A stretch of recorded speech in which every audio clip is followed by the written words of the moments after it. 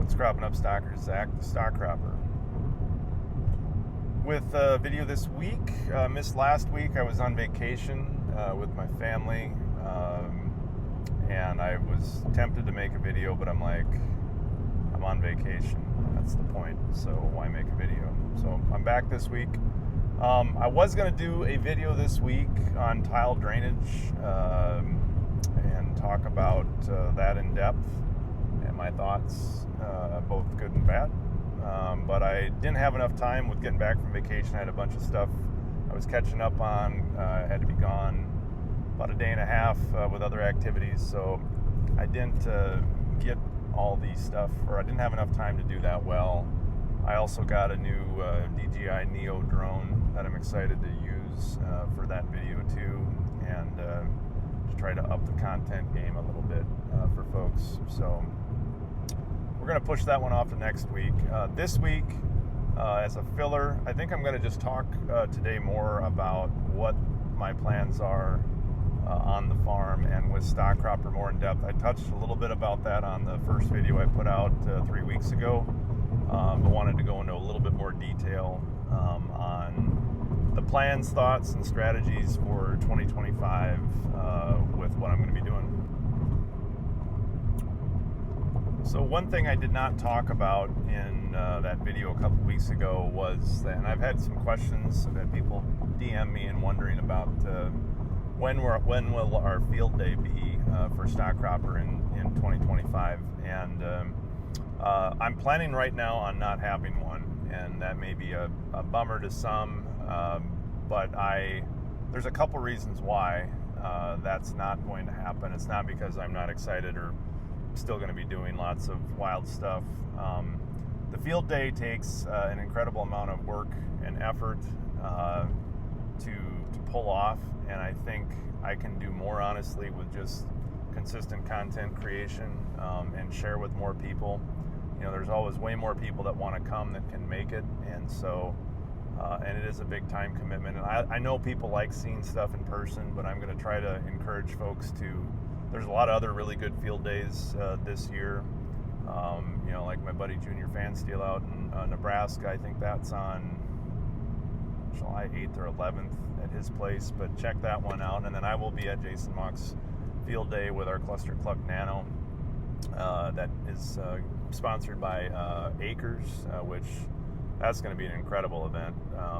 And so I'm really pleased to go to that one. But I will not be having my own field day, nor will I have any of the stock cropper barns working at our normal site that we're used to. Couple reasons for that.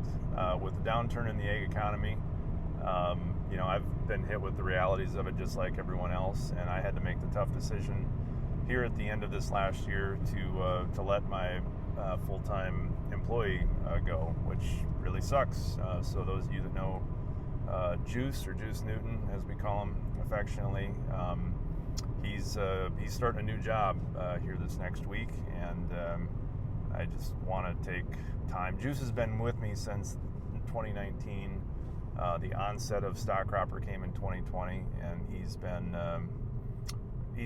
a very, very important part of developing this thing. He's done a lot of, you know, I've put him through the ringer a lot of times, and he's performed above and beyond what I think most employees would do from a level of patience and tolerance of trying to, you know, manage rolling grazing barns and all the things that can go wrong that we've had to kind of troubleshoot and figure out. But anyway, so hats off to Juice and his efforts, and it's going to be a lot different doing this without him in the future, but it's just the nature of the beast, unfortunately. And so, because, you know, for those who don't understand, like with our plots, Juice lived a mile from where our plots were. I lived 17 miles, and so the logistics of me being able going over to that site, you know, multiple times a day to chore the animals, with everything else I have going on, it's just not logistically possible. And so So for that reason, it's definitely not because things aren't going well with that plot. It's been incredibly successful. I've just made the strategic decision to relocate barns into other places where I still think that they can get maximum benefit. And so, like I alluded to, we'll have 3 working barns of our cluster clucks. We'll have 2 of the nanos, one at Jason Mock's farm. I'll be taking that one out to him probably in the next week to 10 days. I'll be meeting him at Precision Planting in Pontiac, Illinois, where I talked to Jason Webster this week, and they will have the 3rd year now of stock cropper functioning there. So those 2 will be there, and then our original Cluster Cluck 5000, the green barn, for those that know what I'm talking about, with the 3 species of ruminants, pigs, and poultry. That barn is going to, as I stated, I think in the first video, Rick Bieber at the Fields of Sinsinawa. It's a project that he's become involved with just east of Dubuque, Iowa, north of Galena, Illinois. And so there's going to be field days with at that venue, and they're going to be showcasing that barn there. So, the idea is we've had our field day for 5 years in this spot, and there's a lot of people that are further out that I think would like to see it, and so we're focusing on moving the barns to other locations for other people to get exposed, and to, take advantage of the fact that I don't have the labor by myself to do everything that I'm doing and do it well, and so that's the reason and justification for that. My focus for the summer is going to be getting the Cluster Cluck Pico off the ground. That's from a business standpoint, that's the most important thing. So I will have 2 Cluster Cluck Picos that I'll be operating on my acreage, that I'll be making content about, and really that's going to be the focus, as well as supporting the launch of the first units that we're going to produce here, hopefully by late spring, early summer, with my delivery expectation window right now, if everything goes well, is probably after the 4th of July. When I get the crop to lay by, we will be delivering those units that we're going to produce and make. And so we're moving along with that. I'm hoping by next week that we'll have some cost estimates on where we're going to shake out for the first production run. And then we can start making some decisions and plans on how we're going to execute on that. So from a stock cropper standpoint, that's kind of the goal in the direction with the resources that I have at my disposal, where we're heading. But I'm really excited about all of it. I think it's going to be different, but I still think we're heading in a really positive direction. On the farm side of things, it's going to be a big difference without Juice around, but I've made some other changes, picked up a farming partner.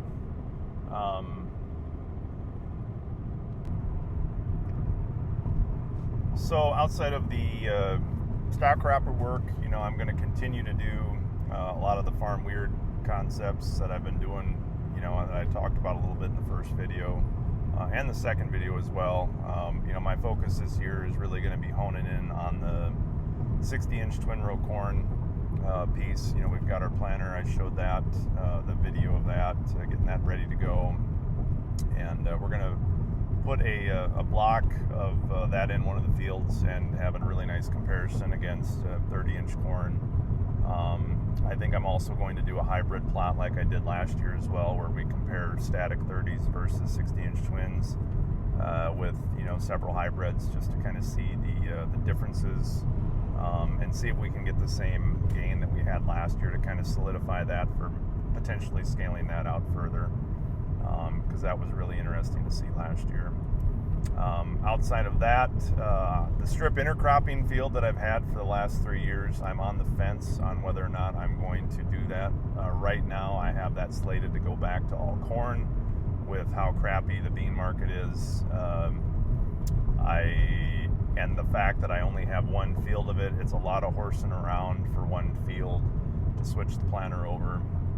And with being short-staffed this year, if the spring presents itself well and I have time, I think I will probably still put it in to keep doing that, just for the sake of, because it does work from a gain standpoint.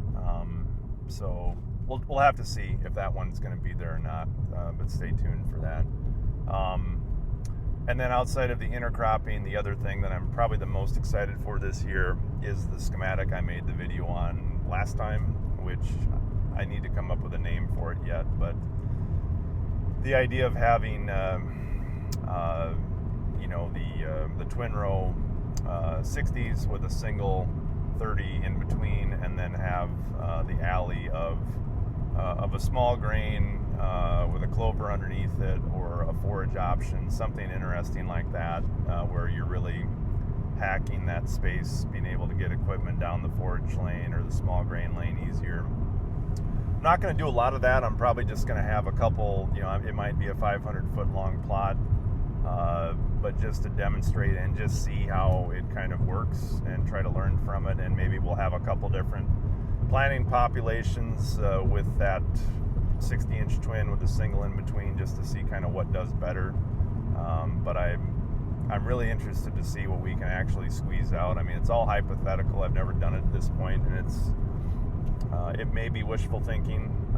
Some people have pointed that out, or they think, it's not going to work, but we'll see. I've had a lot of people tell me things weren't going to work, and sometimes it does, sometimes it doesn't. So but I'm really excited for that one, and yeah. So those are the main things. The other thing that I haven't talked about a lot, and it won't be happening here this year, but for those who were at my field day last year, you saw Landon and Ann Plaguey there. They did a stint on a oat plant that they're building near Albert Lea, Minnesota, and they're going to actually break ground on that, I think, next week. I was at a meeting with Landon this week and talked to him, and he said things are on track. And so I'm really excited about that. I was hoping that we'd be growing oats this year for the first time to feed that plant. I made the decision last fall to invest in that operation. It's called the Green Acres Milling Company, and they're going to be a value, I don't know if value add is the right way, but they're going to have a really, really unique oat plant that only mills oats and has contamination from nothing else, and the oats will be glyphosate-free, meaning that none of the oats will be desiccated with glyphosate, so that gains them access to some unique market opportunities. And I'm really excited to be a part of this thing, and I'm really hopeful that that's going to take off, because I would love to get to the point where I could get more diversity in my cropping rotation, where I could get to be, say a third corn, a third soybeans, and a third small grains, with some of these potential unique things that we're working on in concert with all that. And I'll explain more of that in another video, but I'm really, really excited about that, to be, and whether it's a third of the rotation is oats alone, or if it's oats and then maybe cereal rye that I would grow for seed for the company that I sell cover crop seed for. I just really, there's a lot of really good data out there of, especially with how bad beans are now, and I just don't think the future there is very great with what Brazil continues to do with eating our lunch and the potential trade issues. I'm really, really hopeful that the combination of the oats and the rye is going to provide a viable third crop to be able to make money off of and build soil health and more resiliency into the farm doing that. One of the things I'm interested in doing with it is having the ability to put some more tile in the ground after the short season crop like oats or rye, and that is my plan here in 2026. We're going to put 80 acres of oats or put 80 acres into oats and plan to harvest them, and then tile one of my dad's farms out in probably late August before harvest to get that done. So and that's a good segue, actually. I think that's everything that I've kind of got on the plate, but that's a good segue into next week's video of what I'm going to talk about. I'm going to talk about tile drainage, and the focus of next week is not going to be,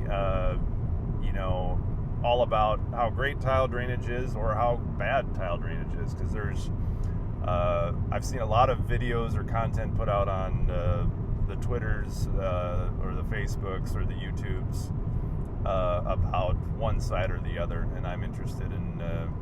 My goal for the video next week is to have a nuanced conversation about the realities of tile drainage, the good, the bad, the ugly, why we do it, why it brings value to farmers and farms, and what are some of the negative externalities that often don't get talked about. And so, it's going to be an interesting one to do. But I've been thinking about it for a couple weeks now and how I'm going to put it together, and I'm excited to bring it to you. So, anyway, sorry that it's just been all talking in the car video, but that's just how the week's worked out.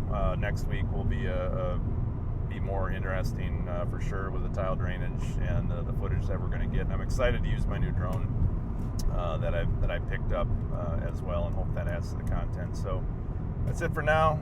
Thanks for watching. Get busy living.